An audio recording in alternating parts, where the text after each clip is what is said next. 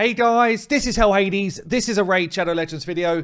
Guys, we've just had the information for the 10 times summoning event that's dropping tomorrow. This happens every other week. Yeah, it's not a new thing, but it is going to be happening at the same time as we're going for the last kind of fragments of Opardin, if you're doing it. So for the people that are just kind of like pulling shards anyway, yeah, what is up for grabs? They tend to... They're a little bit sneaky. They tend to put champions out in the times 10s when you have to pull shards, which are just generally weaker. That's what tends to happen. So I guess once I've gone through them, comment below. Is that what they've done this time? Or do you feel like, actually, I want these champions? Like, these are top of the list. I will say, if you are one of the regular viewers of my channel, one of the 50% that watch every video, but don't subscribe to the channel, hit the subscribe button. It's completely free. And definitely helps my channel continue to grow. So I would appreciate it if you do. Let's do it then. Who's up first? We have got Demon Spawn, Tarshon. Tarshon actually pretty happy with himself. Always smiling, this guy. He's got a lot to smile about. So what's this dude all about? I mean, the theme is weaken. The theme is I want to weaken people. Really good base stats. Good speed. Massive defense, good HP, so pretty easy to keep alive as a tank. I guess every now and then he just donks someone over the head with this little stick. But other than that, I don't think there's much damage coming out. What's going on? Provoke A1. Where's that useful? Pretty much just like Magma Dragon. Or if you're looking for a little bit of extra control in like faction war waves. AoE weaken though on the A2. Not bad. 3-turn cooldown. It's pretty solid. And then we've got an increased defense and a turn meter fill. So this is like the buff for defense-based champions. If you want someone to go and hit hard, or if you just want your team to stay alive whilst you're also pushing turn meter on, Tarshon does this pretty well.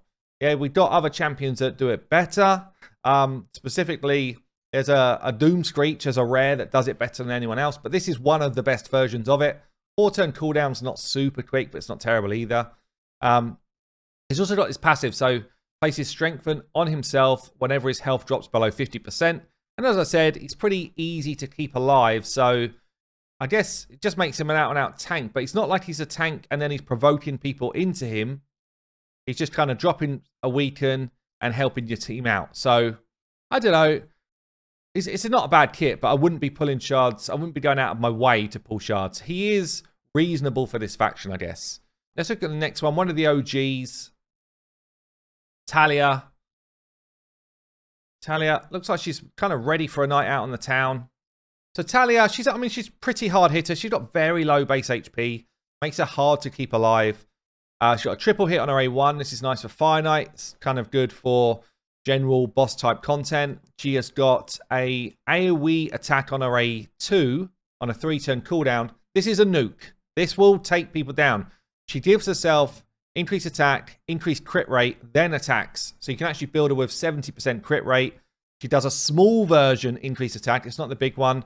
There is some synergy here with Phoenix, but honestly, Phoenix is just straight up better in most content. It's not often I see these two played together.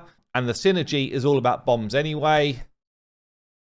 I mean, bombs might be in the game soon. If enough people put stone skin on, bombs might suddenly be a thing.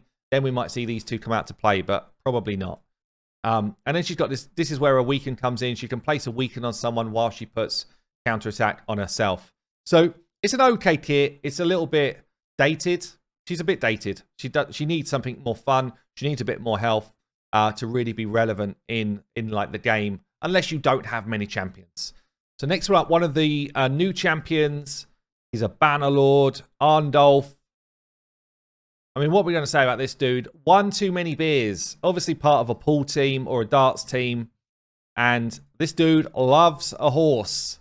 He's got horses here, horses here, horses here, horses here. The artist was like, I'm trying to get across the point that this dude loves horses. Any horses on the mallet, horses on his back. This dude loves to ride. What's going on with him? He's got a Provoke A1 as well. So we've got another Provoke A1. We've got another AoE Weaken champion. Also a chance to put fear out. It's not bad. At least you get a bit of control alongside the weaken. And then he's got a reflect buff for all allies and counter attack for himself. So this gives you a bit of utility for Fire Knight. This is just okay for waves. And this is okay for Magma Dragon. He's got reasonable damage stats as well, so he does do a bit of a whack, and he's very easy to keep alive. He's just like a sturdy tank that's going to help you through some wave content, but I don't think he's going to set the world alight for anyone. He's too busy riding those damn horses. Right, who's the next one? So we've got our Void Epic.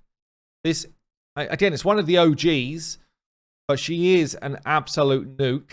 Really solid arena champion still to this day. She was one of the best. When I first started playing the game, she was in almost every arena team. Like, if you got higher up, she was there. Times have changed, but she's still solid. She's got an AoE A1, which is a double hitter if someone's got high health. She's got an AoE A2, so double AoEs. AoE A2, which can place a weaken, 3-turn cooldown, and smack. And then she's got this ability to stay alive when she takes high damage.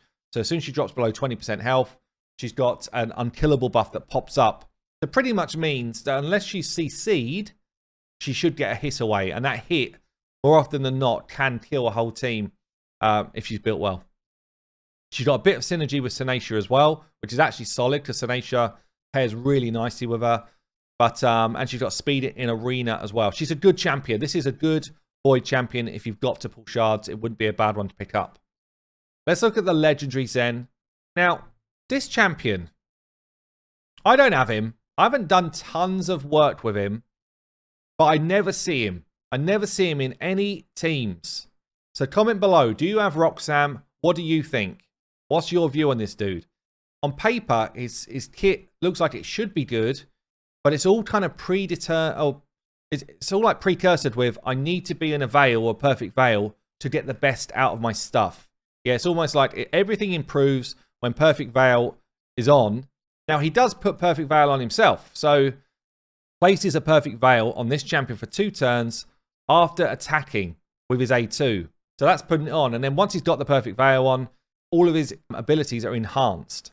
So, this one in particular, this is the big one, which people get upset about. Because while he's under the Veil, or Perfect Veil, he applies decreased defense and weaken. And it hits hard, this skill. This is a good hitter. If he's not under it, it's a single target. So different. I wish it was just like, if he's not under it, maybe it's only decreased defense. Because then he's still useful. But to go from AoE to single target, it's like, no, that's not right. That's not the right change. He's got an A1 as well. What's this? 50% chance of filling a little bit of turn meter and putting a perfect veil on himself if he crits. You want him to crit because he hits. And then he's got a passive here, which is quite cool.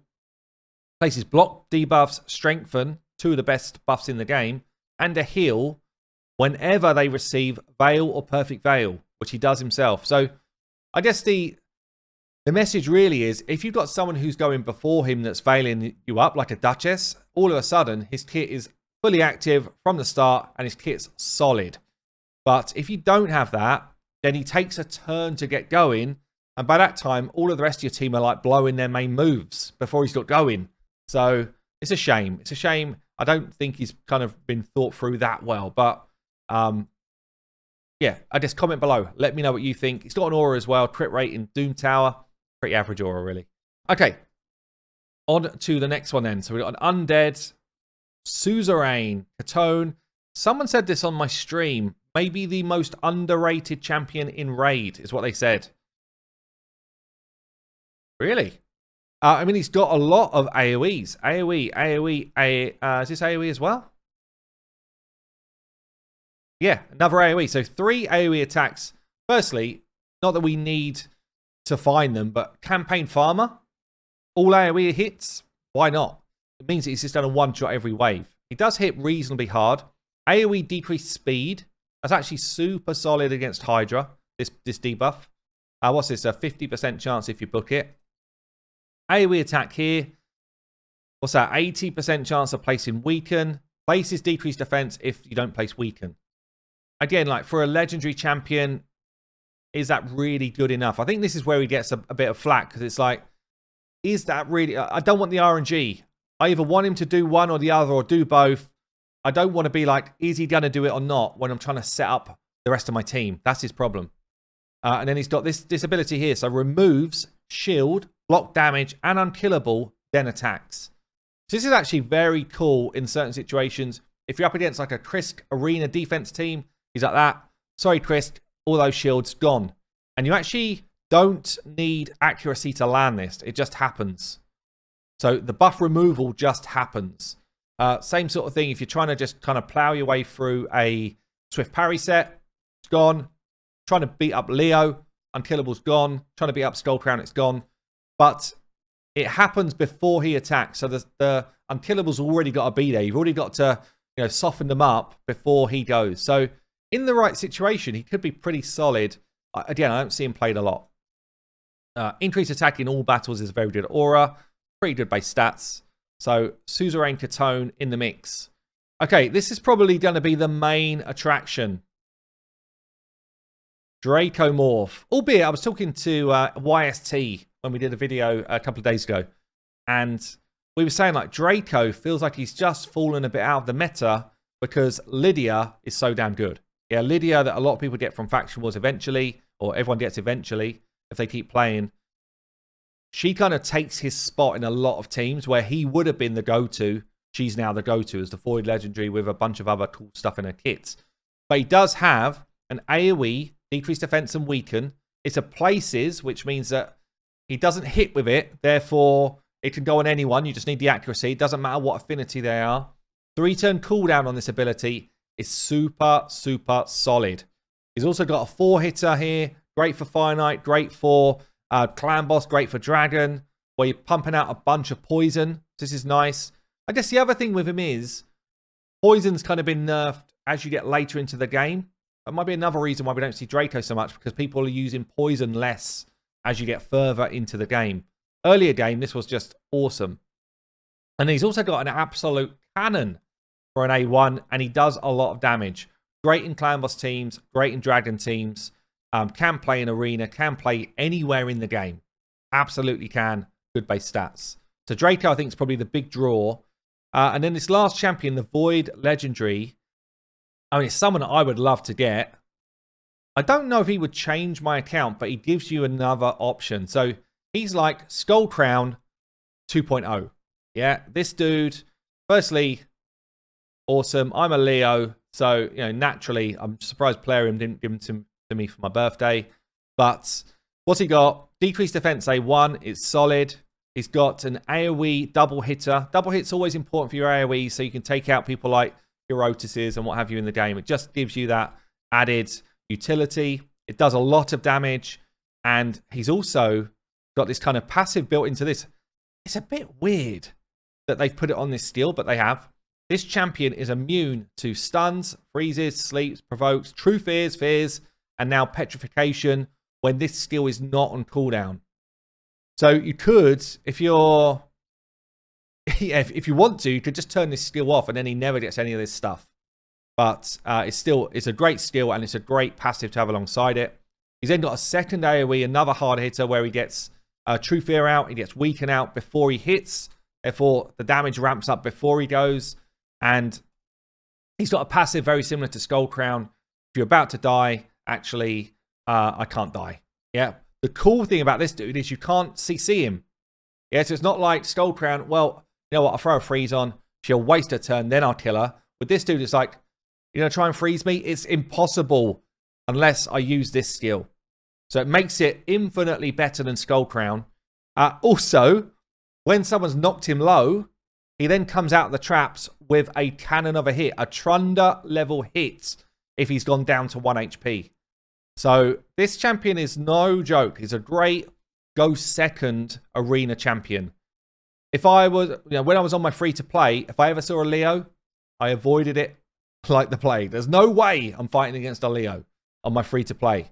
So this dude is actually the real deal in the arena. I've also run him in Clan Boss teams. I've done videos of him in Clan Boss and he pumps out damage. He's got Weaken and decreased defense. Certainly in an unkillable setup, he pumps out a ton of hits. So yeah, Leo, awesome. Got an aura as well, which is actually pretty solid for an all battles. Good speed, good base health, which actually makes him much easier to keep alive. So Leorius the Proud. So there you go. If you're going to pull shards anyway for the summon rush, you might get yourself a couple of nice little juicy ones. But I don't know. What are you going to do? Anyway, guys, I've been Hell Hades. I will see you later.